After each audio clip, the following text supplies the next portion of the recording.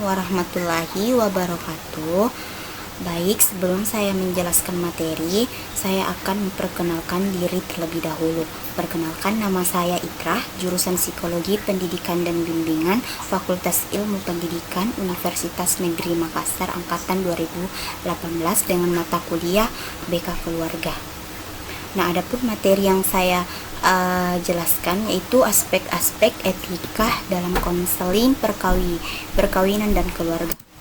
Adapun materi pertama yaitu etika. Etika secara umum didefinisikan sebagai ilmu filsafat mengenai perilaku manusia dan pengambilan keputusan moral, etika normatif, dan berfokus pada prinsip-prinsip dan standar yang mengatur hubungan antara individu seperti hubungan antara konselor dan klien. Yang kedua, moralitas. Moralitas meliputi penilaian atas suatu perubahan. Hal ini berhubungan dengan kata-kata seperti baik, buruk, benar, salah, dan seharusnya. Dan hukum merupakan penyusunan yang akurat dari standar pemerintah yang dibuat menjamin keadilan legal dan moral seseorang. Selanjutnya, etika dalam konseling perkawinan keluarga. Banyak pertimbangan moral yang berkaitan dengan kode etik profesi yang perlu diperhatikan dan dipahami dengan baik oleh konselor yang akan melaksanakan konseling perkawinan dan keluarga. Pertimbangan moral itu diperlukan karena terjadinya perubahan fokus konseling dari konseling yang berfokus pada individu menjadi konseling yang berfokus pada sistem keluarga.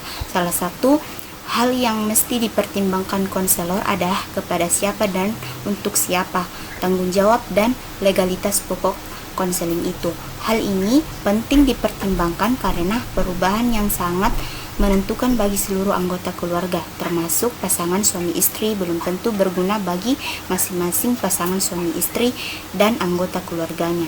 Nilai-nilai moral pilihan konselor tentang tanggung jawabnya di dalam konseling perkawinan dan nilai-nilai moral pilihan perkawinan dan keluarga memiliki konsekuensi tertentu, seperti kasus situasi di mana seorang suami ingin menceraikan istrinya, tetapi si istri menentang rencana itu. Si suami ingin menceraikan istrinya karena merasa tidak ada lagi kebahagiaan hidup apabila ia tetap bertahan dalam perkawinannya yang sekarang.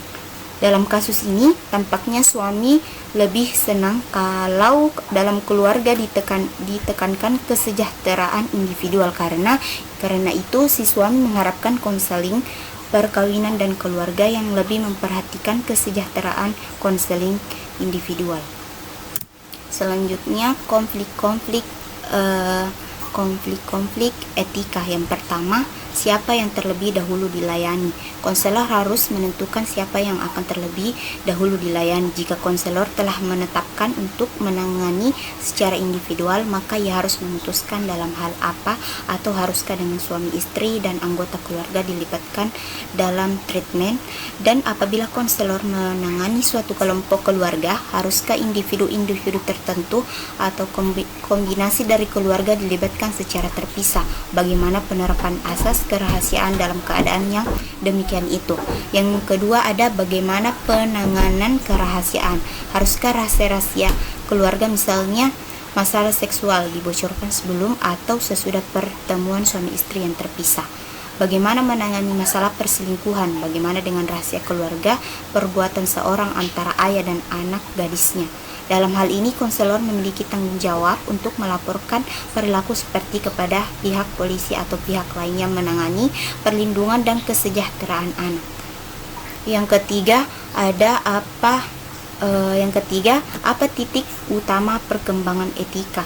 Perkembangan etika menitik beratkan pada penguraian kasus secara cermat dan hati-hati, sehingga menjadi alat diagnostik terhadap individu selama proses pemberian bantuan, terutama pada hal-hal yang akan berpengaruh pada kasus-kasus yang dipengadilankan, sebagai contoh kasus perselisihan tentang anak.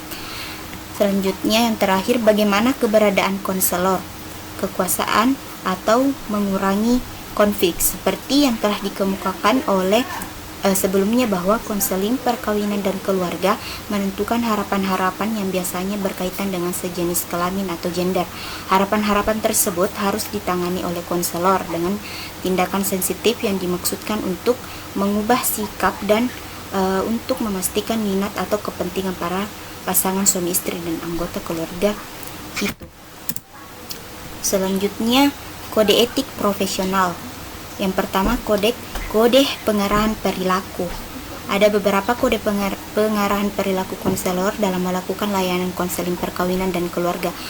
Beberapa di antaranya, yang pertama, konselor memberikan layanan secara profesional kepada semua orang tanpa memandang suku, agama, jenis kelamin, perbedaan politik, status sosial ekonomi, atau gaya hidup.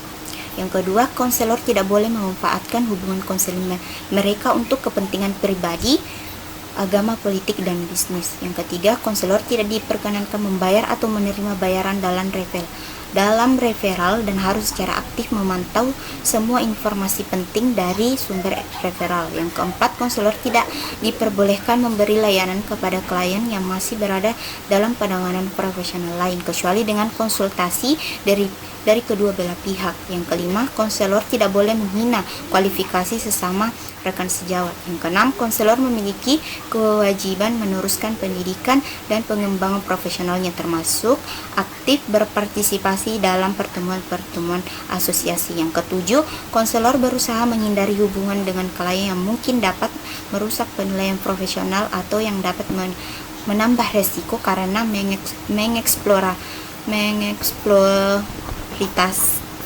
klien. Misalnya hubungan intim dalam treatment terhadap anggota keluarganya, teman akrab, karyawan, atau orang-orang yang disupervisi. Hubungan intim antara konselor dan klien adalah tidak etis. Dan yang terakhir, konselor dilarang memberikan diagnosis, memberikan resep atau menentukan, mengobati atau menasehati masalah-masalah di luar batas kemampuannya. Dan yang kedua, hubungan antara konselor dan klien.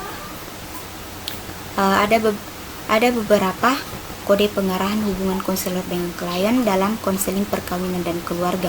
Yang pertama, seorang konselor harus berhati-hati memberikan dukungan yang wajar dan penghargaan dalam tahap prognosis, dan konselor tidak boleh melebih-lebihkan kemajuan layanan. Yang kedua, konselor harus mementingkan pemahaman yang jelas tentang keuangan bersama klien. Yang ketiga, konselor harus membuat catatan-catatan bagi setiap kasus dan menyimpannya dengan aman serta terjamin kerahasiaannya.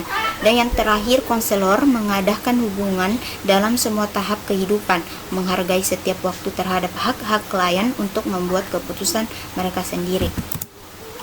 Dan selanjutnya ada pengambilan keputusan etik. Pengambilan keputusan etik dalam layanan konseling perkawinan dan keluarga tidak selamanya mudah dilakukan, tetapi hal ini merupakan bagian dari tugas seorang konselor perkawinan dan keluarga.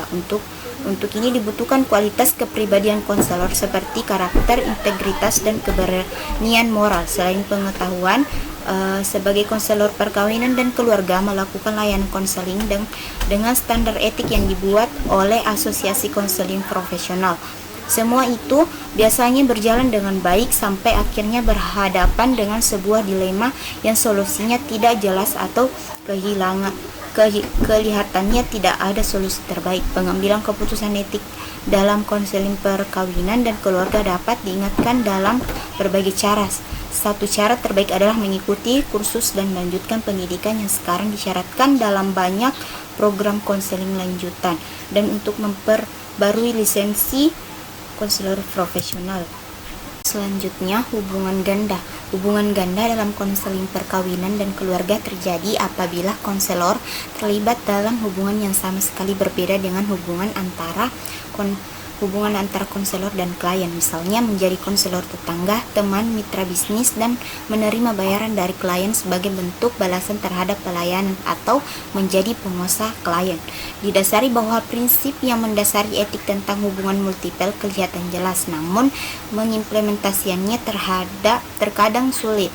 Oleh karena itu, hubungan ganda tidak dapat dihindari. Seperti juga halnya konselor yang terlibat penyalahgunaan obat adalah pengguna yang sedang dalam penyembuhan. Selanjutnya, hak-hak dan rekaman. Ada dua bentuk hak klien, yang bersifat implik dan yang tersurat eksplisit. Kedua hak tersebut berhubungan dengan proses konseling. Hak klien yang tersirat berhubungan dengan substansi keadilan. Hak eksplisit berfokus pada proses keadilan, perlakuan yang terkait dengan langkah-langkah yang diperlakukan untuk memulai atau menuntaskan sebuah tindakan etika, aturan yang jelas dilanggar. Proses keadilan perlakuan dilanggar ketika aturan yang jelas dilanggar dan klien merasa tidak mendapat informasi tentang cara memperbaiki perilakunya. Seorang klien berhak untuk mengetahui bentuk perlindungan apa yang dia miliki ketika salah satu dari dua hak utama tersebut dilanggar. Rekaman semua klien dilindungi secara legal, kecuali dalam keadaan tertentu.